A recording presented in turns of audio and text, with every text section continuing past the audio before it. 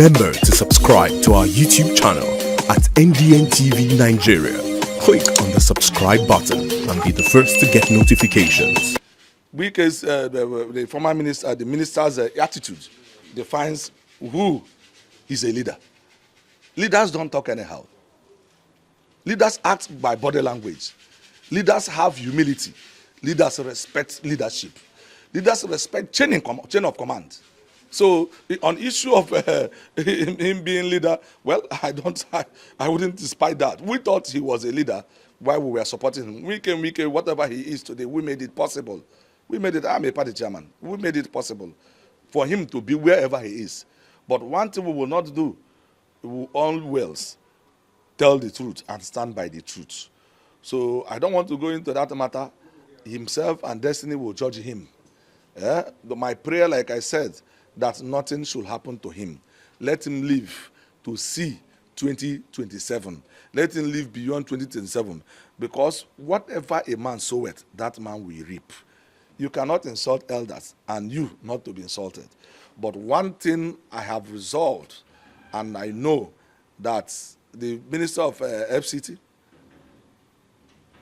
will be one of those who will be walking down to the grave when the day God will call him with gray hair and tears.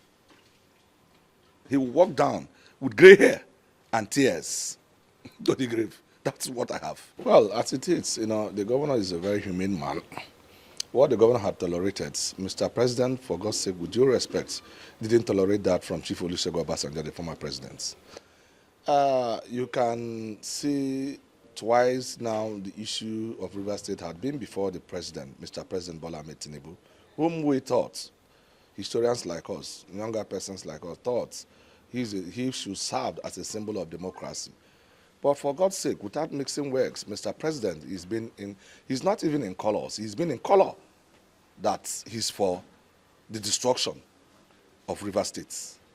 His body language, the first time they went there, you can see the world knew that the agreement was a one-sided one against the governor. And he went as far as implementing them.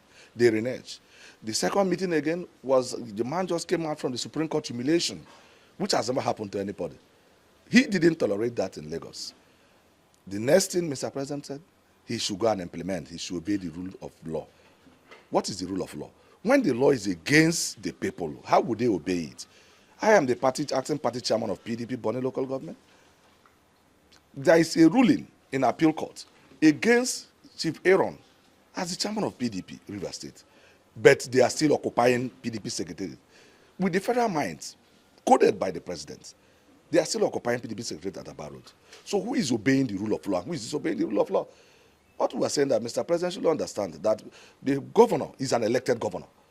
He was elected by the people of River State. And Nigeria is a federating unit.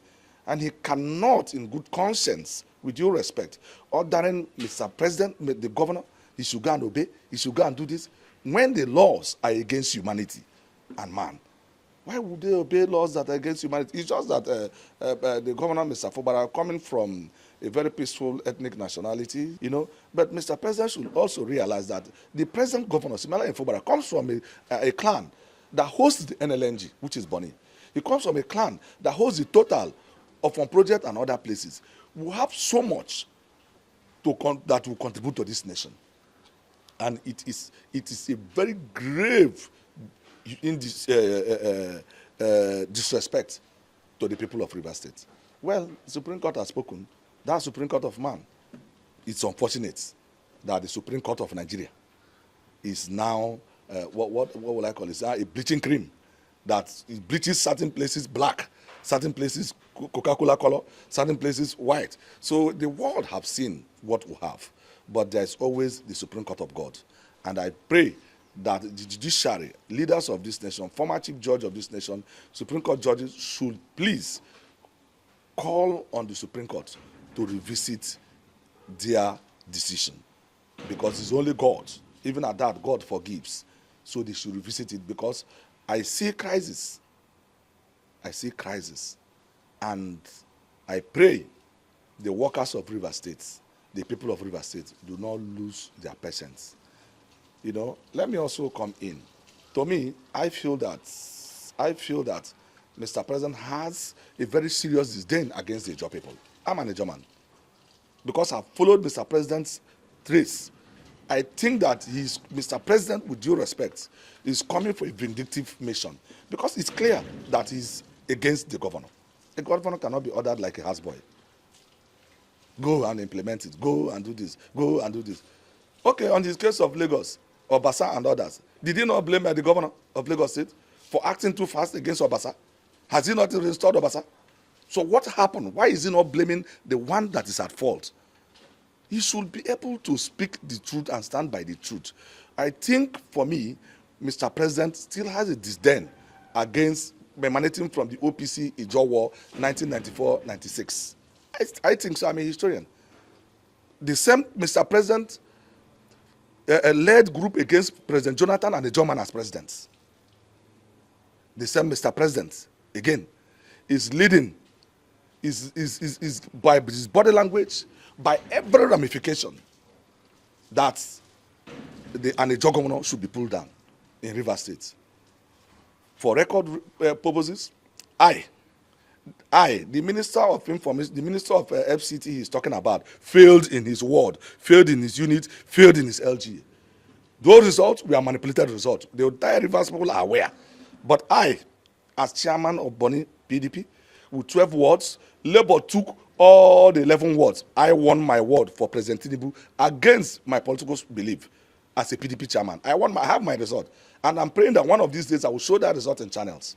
That I won my result without one soldier, without one military man, or without any charlatans. I made sure as a party chairman, I won my word for him. So what is he coming to pay us?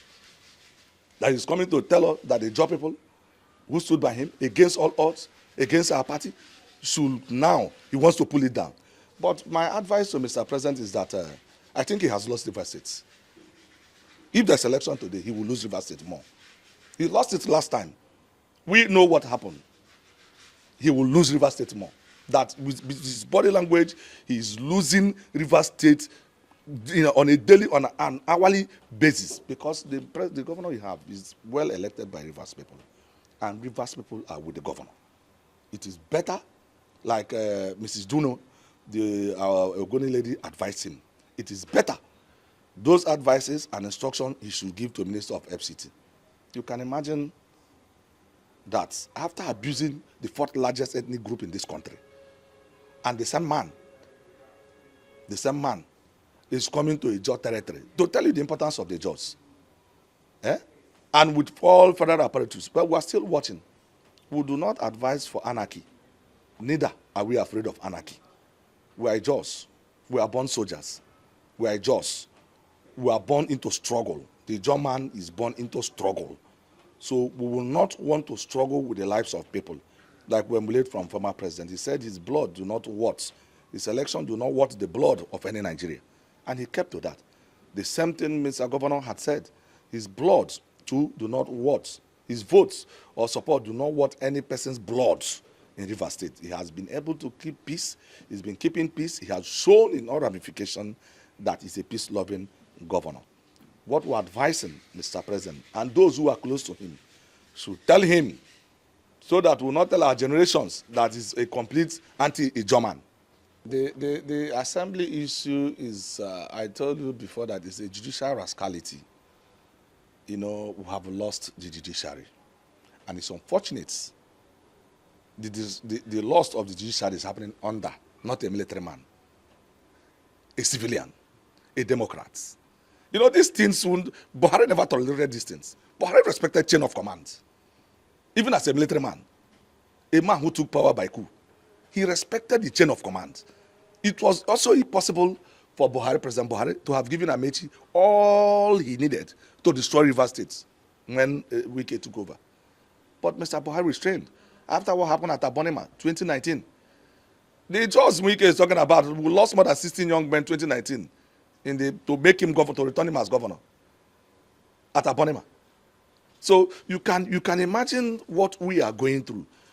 My brother, I am disappointed on Mr. President. And you can see local government election. What does Supreme Court have to do? It's a purely state independent electoral commission. It ends within the state, both the tribunal, everything ends within the state. Supreme Court had no business with the local government elections because it's purely a state matter. It ends with the state. The tribunal ends with the states. It's like you taking what happened in Benue. Okay, from the judgment governors got, the Benue, the Plateau State Assembly members of PDP would have also gone to Supreme Court. Because what they denied them at the appeal court, because it was the final arbiter of every legislative process. It was what was proven for some other governors because of emergence. And they were denied at appeal. And they said they should go to God. Because by the law, it ends, the legislative matters, tribunal ends in the appeal courts. You can't take it to Supreme Court. So it's unjustful, it's surprising, but it's well. What we will say is that Mr. Tinubu, I pray that God should also keep him alive.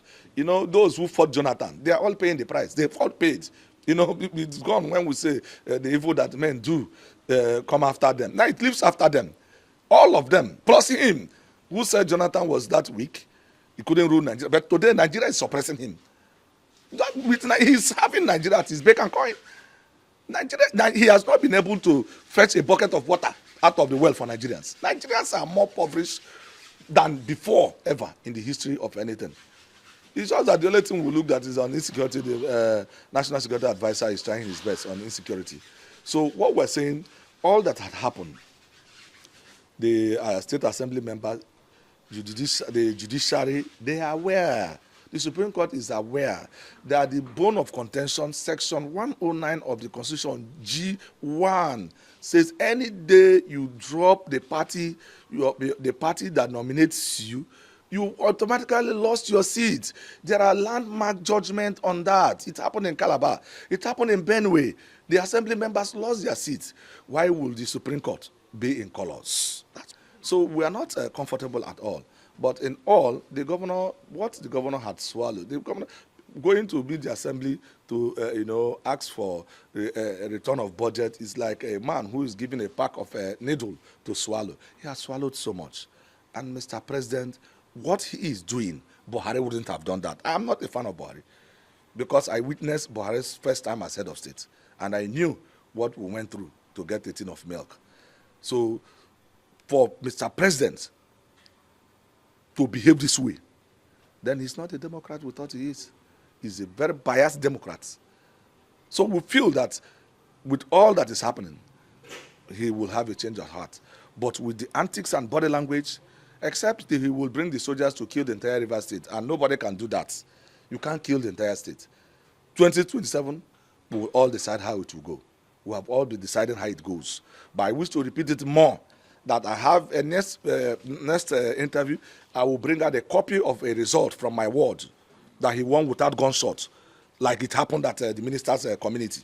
He failed. The minister failed in his community. He failed in his unit. He failed in his ward. He failed in his LGA. Labour Party won all. And it will repeat itself again if Mr. President do not caution his inattitude towards the Rivers people. Inside the Niger Delta,